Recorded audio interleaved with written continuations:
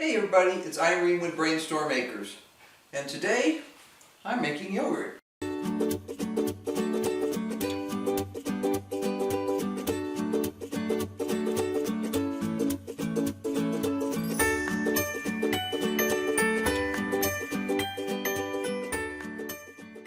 Now you've seen me do this before, but I was doing it again today and I thought, I've been getting enough of questions about making yogurt that I thought I'd do a quick video to kind of give people a few hints and tips. Making yogurt is the same as brewing and pickling, especially fermented pickles.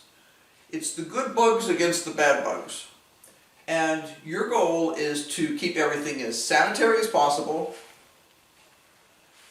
and also to give the good bugs the best chance they can to do the colonizing that they want to do. Because yogurt is a fermented food.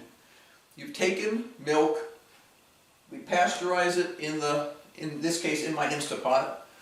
Years ago I used to use a pot on the stove and then I would just ferment in a container. I used a heating pad for a while. There was another time frame when I used a pilot light on the stove.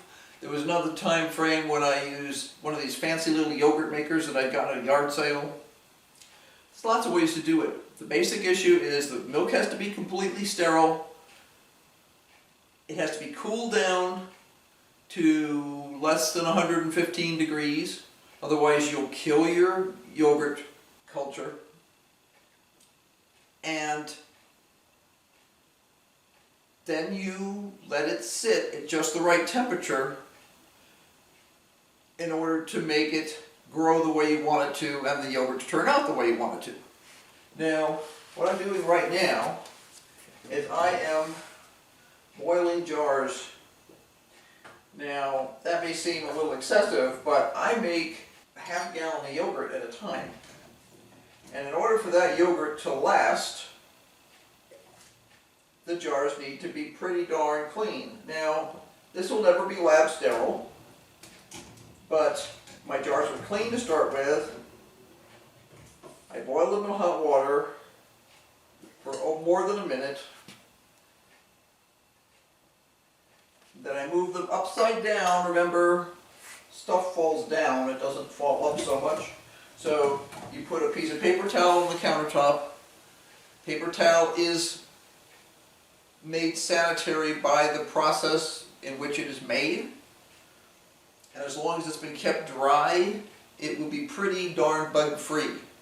So you could put paper towel, I cleaned the counter first, but then I put the paper towel down and I put it jar top down so that if there's any yeast, bacteria, anything else floating around in the room, it's not going to easily get in there.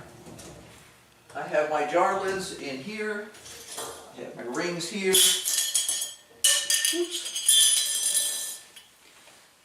And my goal is to transfer that yogurt as quickly as possible into these and then get them in the fridge. Now, right now, this is a pretty safe environment. The milk was pasteurized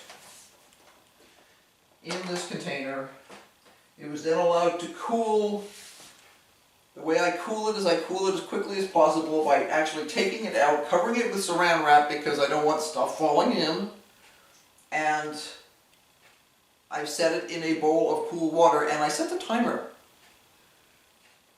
I normally, in the wintertime, it takes about 20 minutes for it to cool down enough, but that will depend completely on how hot your kitchen is. In the summertime, it can take quite a bit more effort to get that milk to cool down here because if the kitchen's 95 degrees, But our kitchen early in the morning is probably about 65, so it's not too bad. Because we also make cheese, we have a dairy thermometer, and they float. And that is what I use to measure the temperature of the milk before I add my yogurt culture. All I have to do is stick it in like that, it literally floats, and then you can check the temperature. My hands are clean, I'm washing them all the time. Anything I use, like a stainless steel spoon like this, it's clean, but I'm going to toss it in that water for just a minute before I use it to make sure that it's extra clean. I just don't want to inoculate this lovely half-gallon of yogurt with any kind of crud from around the kitchen. I eat most of the yogurt in the house, and it takes me a couple of weeks. And if I do this kind of sanitation, that half-gallon of yogurt will last probably 2-3 weeks without any mold, without any off flavors. It does get a tiny bit stronger as the time goes on because the bacteria is continuing to work inside the milk products, even at lower temperatures in the fridge. A couple of people mentioned that when they made the yogurt, it tasted really good, but it was not as thick as they wanted it to be. Well, that depends on a bunch of things, and that's why it's one of those experimentation things. Each person's going to have to experiment a little. The first thing is you have to have a good culture. If you are using a highly processed yogurt with starch stabilizers and all kinds of stuff in there, your yogurt culture may not be very good. I use a name brand, but I don't use a heavily fruited, sweetened, no stabilizers, that sort of stuff. It's got the bacterial cultures in there and not a lot else. It does have, I usually use the vanilla brand because I happen to like vanilla, so that means I eat and it doesn't affect the process of the yogurt. But there are some yogurts out there that are so heavily processed that I would definitely not recommend them. I'm not going to mention anybody because I don't want to get me ticked off at me. But the fact is, some of the yogurt out there is pure tea junk, and if you read what's in it, you'd go, oh, that can't possibly be a healthy food. You want something that's got 1 or 2 strains of fermentation bacteria in it, and that's pretty much it. You don't want a lot of other junk in there. When I mix my yogurt, what I do is I take my milk, and for every quart of milk I add a heaping half cup of powdered milk. When I'm doing that process, I actually add just one, say I'm making half gallon, I add 1 quart of milk, I add my half cup, and then I add another half cup, and I stir this really, really well to make sure it is completely mixed together. Then I add my other half cup. So you want to make sure you have plenty of space so that you can really get in there and really make sure that your powdered milk has become completely incorporated into your regular milk. If it doesn't, it can make it a little grainy, I guess is the best way to put it. You just got lumps of protein powder in there, kind of. It doesn't make it taste bad, it's just not as smooth, and I really like a good smooth yogurt. Another thing you can do is the Instapot has an automatic setting of 8 hours for fermentation of yogurt.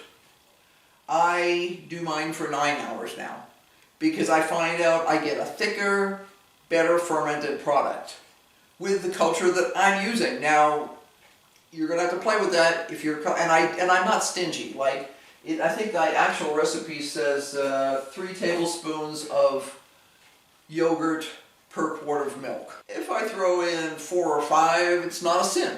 So I'm generous with my yogurt culture, and then I'm a little bit more generous with my time. And I find that that produces exactly the kind of yogurt I want to eat. Let me show you the process that I'm going to do here.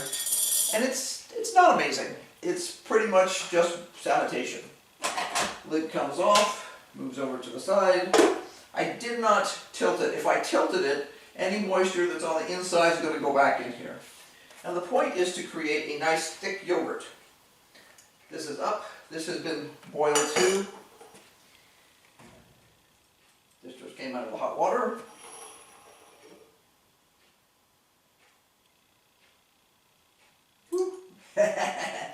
See, it's got a really good gluey, if you want your yogurt thicker than this, you can always do that by draining it, the way people do to make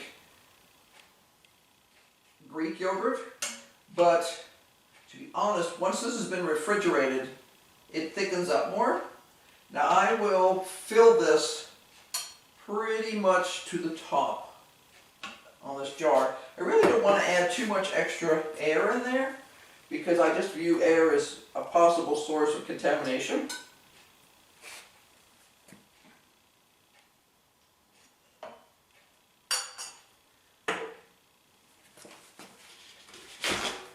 And I'm treating this almost as if I was canning it. Because I am kind of. I mean, I'm not really canning it. You can't can dairy products. There's no legal government scheduled on how to do that safely. But if I do leave more space at the top now, I can tell that there's a few bubbles in here, and that's fine. I'm not going to worry about it. I'm not going to obsess about it. That's pretty clean now. And that's my goal, is to keep it as clean as possible. So let me just finish this up here. Now these are not new jar lids. It is one of the things that I will reuse jar lids for. You're not vacuum canning, you're just using sanitary equipment. And by sanitary I mean I boiled it in hot water. And if you tried to pressure seal yogurt, you'd kill the yogurt culture that's in there. I always have extra jars, just in case for some reason I wind up with what seems like a little too much yogurt. So it's really not hard. You don't have to have a dairy thermometer, but you do have to have a clean thermometer. If you are not certain about how accurate your thermometer is, it's better to have the milk be a little cooler than it is to be hotter. Hotter can kill the yogurt culture, and cooler just means it's going to take a little longer to get it up to temperature and ferment it. I like to keep it as close. My goal is always to get it down to about 110 degrees. You can experiment with different yogurt cultures, and there's a whole ton of them out there. If you go to some of the companies that sell specialty cultures, there's like a dozen ones that they'll sell you really in kits and stuff, so you can taste all different kinds of cultures. I happen to like this particular yogurt brand, so I stuck with that one. I have used other yogurt brands and they did just as well. I just always make sure that I choose a not heavily processed yogurt. If you're eating something like a Yoplait yogurt that has lots of starches and stabilizers and all kinds of stuff and lots of sweeteners and all that sort of thing, you're relying on the flavor of all that goop to make the yogurt taste good. And what you want to make sure you do is choose a yogurt that tastes pretty darn good plain. You can add things to it, but if it doesn't taste good plain, this is a what we call garbage in, garbage out situation. If you start with a crummy culture to start with, then no matter how good a job you do of fermenting, you can't get much better than crummy. So make sure you choose a culture that tastes good plain. If it gives off flavors, if it's, strange and needs to be covered up, you don't want that one. You want one that, if you could just get a plain vanilla or a plain yogurt and you like the flavor of it, that's the one to use. Just make sure what's in it. Make sure it's a real yogurt and it has got some sort of a bacillus stuff in there. It usually says something like B and then it'll give a name. That's the kind of fermentation you're doing. So I hope you find this useful.